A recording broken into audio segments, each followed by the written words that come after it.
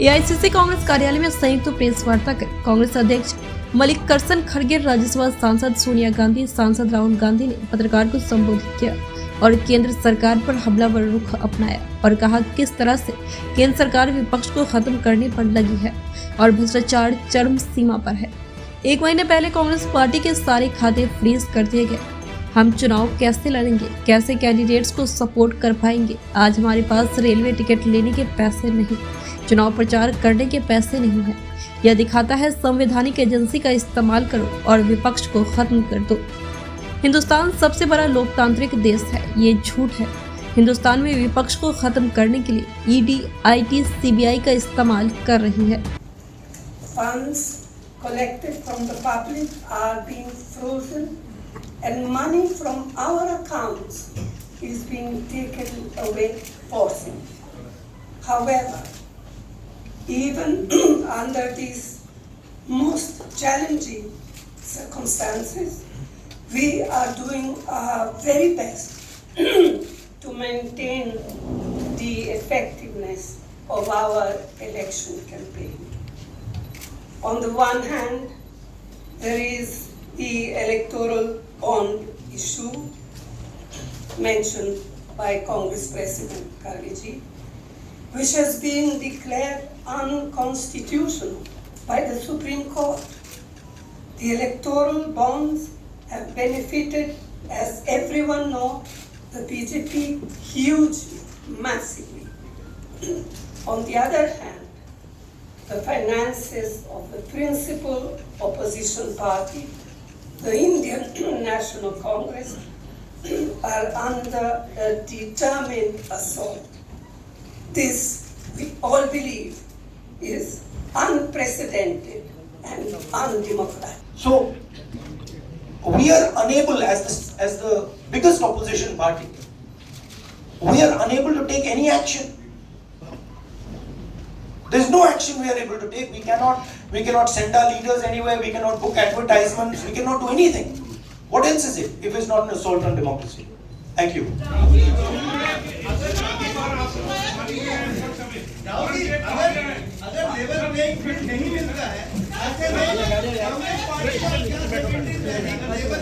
अभी हमारे कांग्रेस अध्यक्ष और पूर्व अध्यक्षा ने आप लोगों को बताया कि लोकतंत्र के ऊपर किस प्रकार का खतरा मंडरा रहा है,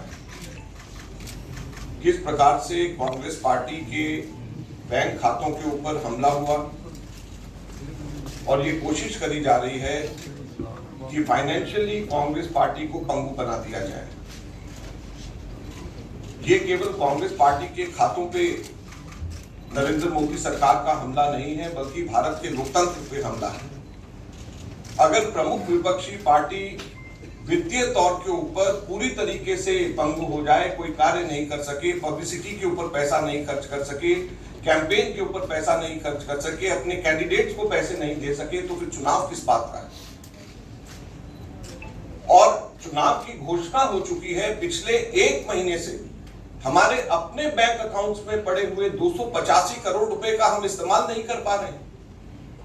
हम लोगों को पब्लिसिटी के लिए अखबारों के अंदर स्लॉट्स बुक करने, हम लोगों को पब्लिसिटी के लिए इलेक्ट्रॉनिक मीडिया के अंदर स्लॉट्स बुक करने, हमको सोशल मीडिया के अंदर इस्तेमाल करना है, हमको पोस्टर छपवाने हैं, हमको पैम्फलेट छपवाने हैं। अगर हम लोग वो काम भी नहीं कर सकते तो किस प्रकार से लोकतंत्र जिंदा रहेगा और कैसा लोकतंत्र है। मैंने पिछले सप्ताह आप सब लोगों के सम्मुख मोतीलाल वोरा जी के समय 2017-18 के एक केस को लेकर के इनकम टैक्स डिपार्टमेंट ने 2017-18 के बेसिस के ऊपर 7 साल बाद में जाकर के हमारे बैंक के खाते हम जाकर के फ्रीज करे हैं, उसकी जानकारी दी। मैंने कहा कि ये 7 साल पुराने कैसे फ्रीज किए जा सकते हैं और टाइमिंग इसका कैसा है। लेकिन मुझे अभी बहुत दुख के साथ कहना पड़ रहा है कि पिछले हफ्ते ये नोटिस हम लोगों के पास में आया है, इसकी कॉपी आप सब लोगों को मिल गई है, आप सब लोगों के आगे ही आप जरा देखिए। ये सीताराम केसरी जी के जमाने का नोटिस हमें पिछले हफ्ते आया। आप सोचिए, सीताराम केसरी जी के जमाने का 1994-95 की असेसमेंट ईयर का नोटिस अब हमारे पास में आया और इसको लेकर के भी आगे आने वाले समय के अंदर फिर से बैंक को फ्रीज करने का और डिमांड लगाने की ये कवायद शुरू होगी, तो ये कौन सा लोकतंत्र है? अगर इसी रफ्तार से जाएंगे तो महात्मा गांधी के समय पे जमनालाल बजाज जब ट्रेजरर हुआ करते थे, उस टाइम पे भी कोई चीज निकाल करके अब इस वक्त इस चुनाव से पहले हमारे अकाउंट को फ्रीज किया जाएगा, तो ये किस चीज का लोकतंत्र है? 30 साल पुराना, 31 साल पुराना असेसमेंट ईयर का हिसाब निकाल करके हमारे खाते फ्रीज करे जा रहे हैं ताकि हम लोग चुनाव ही ना लड़ पाए। हम लोगों के पास में मुख्यतः 3 बातें हैं कहने की। हर पॉलिटिकल पार्टी इनकम टैक्स से एग्जम्प्टेड होती है, कभी किसी ने भी पेनल्टी इस तरीके से नहीं दिया, तो कांग्रेस पार्टी को अकेले क्यों चुना जा रहा है? दूसरा, इसकी टाइमिंग देखिए, 2017-18 का मोतीलाल वोरा जी के टाइम का और 1994-95 का सीताराम केसरी जी का समय, और केवल 1 महीना पहले चुनाव के घोषणा होने से पहले यह काम शुरू किया जाता है। और तीसरा, क्वांटम ऑफ पनिशमेंट देखिए कि कितना बड़ा पनिशमेंट, क्या हमारे सिर्फ 0.07% पूरा 199 करोड़ का कैश में हमारे अपने एमपीज ने अपनी तनख्वाह दी, उसकी वजह से 0.07% की अनियमितता की वजह से 106% की पेनल्टी हमारे ऊपर लगाई गई, 106%। कितना? 0.07% की अनियमितता की वजह से 106% की पेनल्टी हम लोगों के ऊपर लगाई गई है। ये क्वांटम हम लोगों ने मात्र 30 दिन लेट हम लोगों ने अपने अकाउंट सबमिट करे। ये इनकम टैक्स एक्ट मेरे पास में है, इसका सेक्शन 234F ये कहता है कि सिर्फ 10,000 रुपए की मैक्सिमम पेनल्टी ली जा सकती है अगर कोई व्यक्ति लेट अपना, कोई भी ऑर्गेनाइजेशन या व्यक्ति कोई भी लेट अपना इनकम टैक्स सबमिट करे, केवल 10,000 रुपए।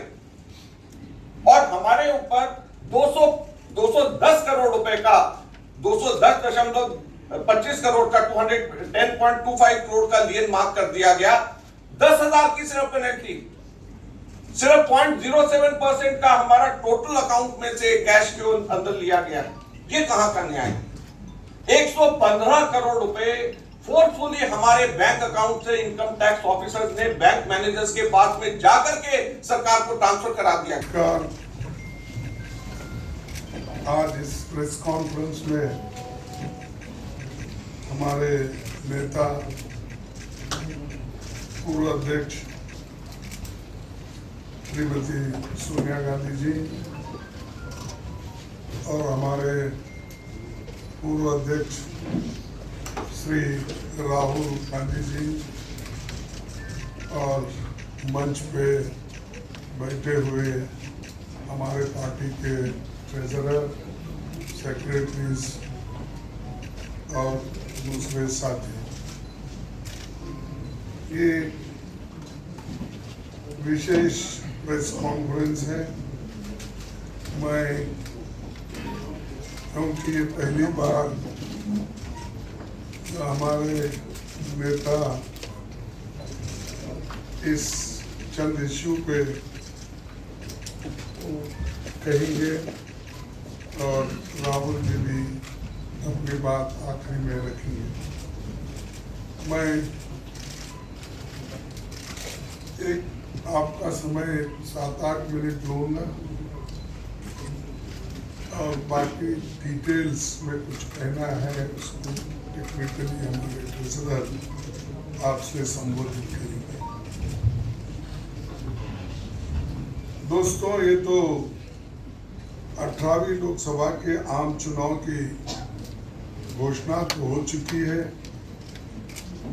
देश का हर एक नागरिक इसमें भाग लेने के लिए उत्सुक है। भारत पूरी दुनिया में अपने लोकतंत्र मूल्यों और आदर्शों के लिए जाना जाता है। किसी भी लोकतंत्र के लिए निष्पक्ष चुनाव अनिवार्य होता है, एसेंशियल होता है। साथ ही ये भी अवश्य होता है कि सभी राजनीतिक दल के लिए लेवल प्लेइंग ग्राउंड यानी समान लेवल प्लेइंग फील्ड हो। सभी के पास समान रूप से संसाधन हो। ये नहीं कि जो सत्ता में है उनका रिसोर्सेस पर मोनोपोली हो। ये नहीं कि उनका मीडिया पर एक अधिकार हो। ये नहीं कि सत्ताधारी दल का संवैधानिक तथा न्यायिक संस्था जैसे आईटी, ईडी, इलेक्शन कमीशन, इनके दूसरे ऑटोनमस बॉडीज पर प्रत्यक्ष अथवा परोक्ष नियंत्रण हो। दुर्भाग्य से जो पिछले दिनों में सुप्रीम कोर्ट के